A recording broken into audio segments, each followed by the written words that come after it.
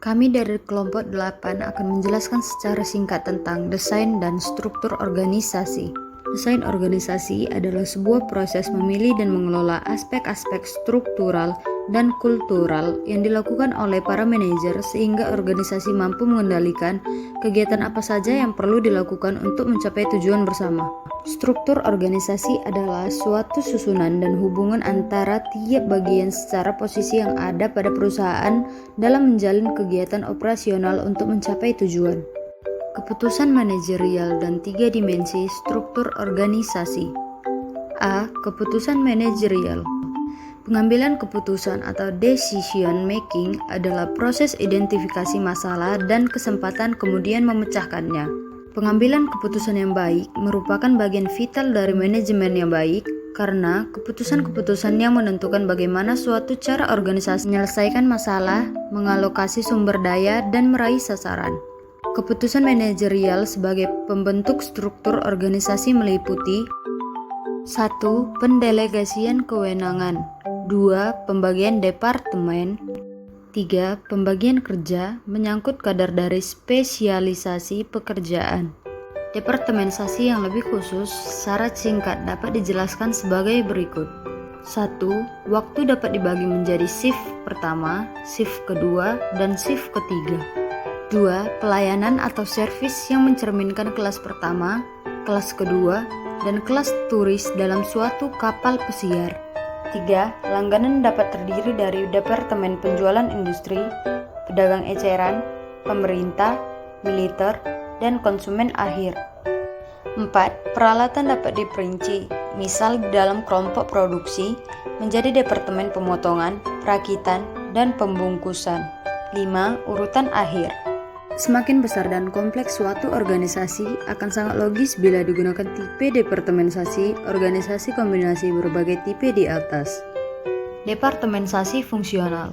Pendekatan fungsional untuk mengelompokkan kegiatan-kegiatan organisasi ini mungkin merupakan tipe departementasi yang paling umum dan luas digunakan dalam merancang struktur organisasi.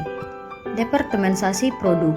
Dengan berkembangnya organisasi formal, departementasi fungsional menjadi semakin sulit dan tidak praktis lagi. Dalam hal ini, manajemen dapat membentuk divisi-divisi setengah otonom yang masing-masing dirancang, memproduksi, dan memasarkan sendiri produk-produknya. Setiap produk atau lini produk dikelola oleh seorang manajer yang bertanggung jawab kepada direktur organisasi. B. 3 dimensi struktur organisasi. 1. Kompleksitas.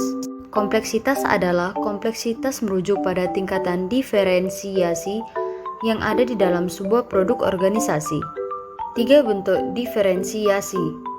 Yang pertama, diferensiasi horizontal, merujuk pada tingkat diferensiasi antara unit-unit berdasarkan orientasi para anggotanya, sifat dari tugas yang mereka laksanakan, dan tingkat pendidikan dan pelatihannya. Yang kedua, diferensiasi vertikal, merujuk pada kedalaman struktur. Yang ketiga, diferensiasi spesial, merujuk pada tingkat sejauh mana lokasi kantor, pabrik, dan personalia sebuah organisasi tersebar secara geografis. 2. Formalitas. Formalitas yaitu sejauh mana organisasi menyadarkan dirinya pada peraturan dan prosedur untuk mengatur perilaku dari pegawainya.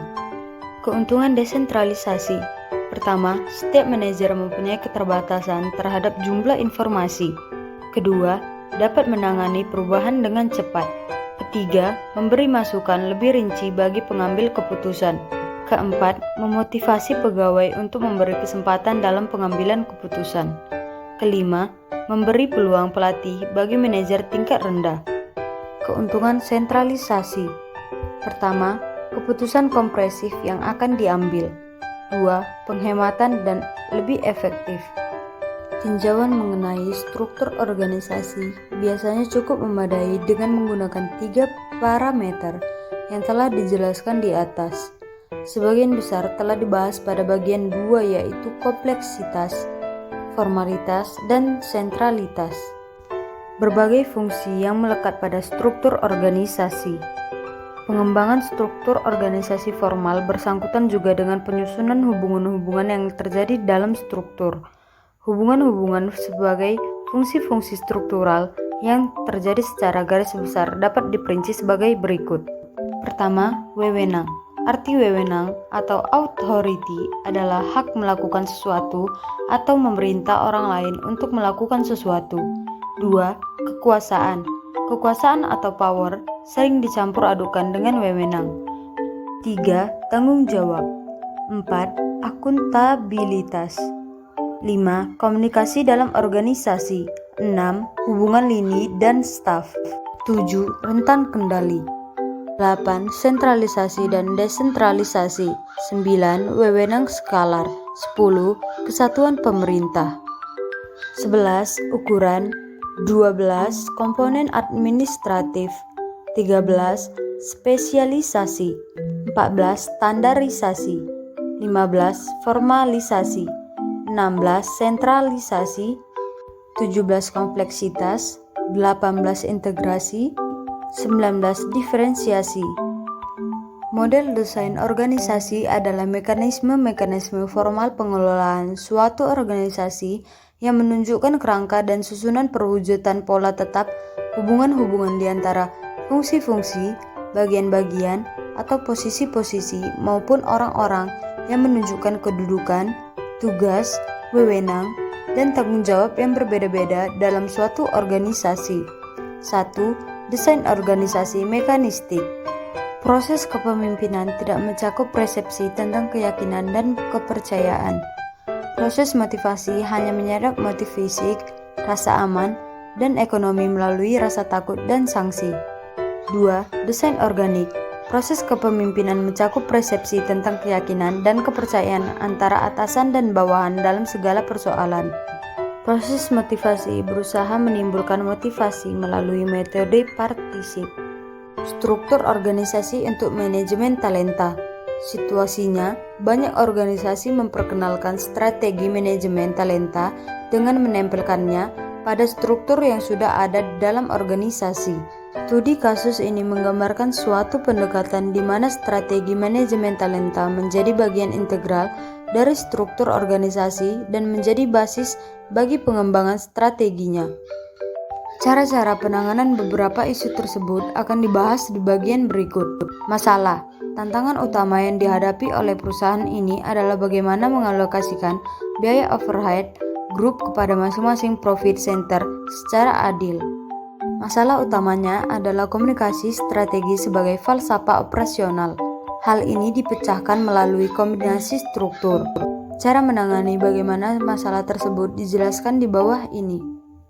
Solusi. Strategi yang diambil perusahaan adalah merekrut karyawan lulusan pendidikan S1 untuk memberi tenaga baru dengan kapasitas intelektual yang diinginkan. Tahun pertama bagi karyawan baru adalah mengikuti kombinasi pelatihan teknis dengan mendapatkan pengalaman di lapangan di profit center. Pada awal tahun, masing-masing profit center mengidentifikasi lulusan S1 yang dibutuhkan dengan menanggung biaya perekrutan dan pelatihan. Hasil dan manfaat. Dengan pendekatan dan struktur seperti ini, perusahaan dapat menghasilkan pertumbuhan dan laba yang stabil dalam periode waktu yang lama. Budaya dan etos berarti bahwa perusahaan mampu membuat penyesuaian yang cepat pada kondisi pasar dan selalu memiliki tim eksklusif muda yang mampu menggali peluang-peluang baru. Perusahaan memiliki kekuatan-kekuatan manajemen yang kokoh dan dapat dengan cepat mengidentifikasi bintang-bintang yang baru muncul yang dapat mengelola tantangan baru. Program penguatan. Pada awal penyerapan budaya perusahaan, para karyawan baru melalui proses osmosis melihat dan meniru. Ketika perusahaan berkembang, mulai disadari bahwa proses ini memerlukan dokumentasi dan pelatihan formal. Meskipun perusahaan tidak secara formal mensponsori karyawannya mengambil kursus MBA, perusahaan melakukan perekrutan manajer senior dengan kualifikasi lulusan program MBA dan menyerap keahlian mereka ke dalam budaya. Meskipun perusahaan belum memutuskan untuk mengembangkan strategi manajemen talenta, struktur yang diadopsi dan budaya perusahaan yang memayunginya berkontribusi pada pengembangan falsafah talenta dalam strategi formal. Sekian penjelasan dari kelompok 8. Jika ada ketidakjelasan kata atau kesalahan kata yang telah kami perbuat, kami meminta maaf dan kami mengucapkan terima kasih karena telah menonton video penjelasan dari kelompok kami. Sekali lagi, kami mengucapkan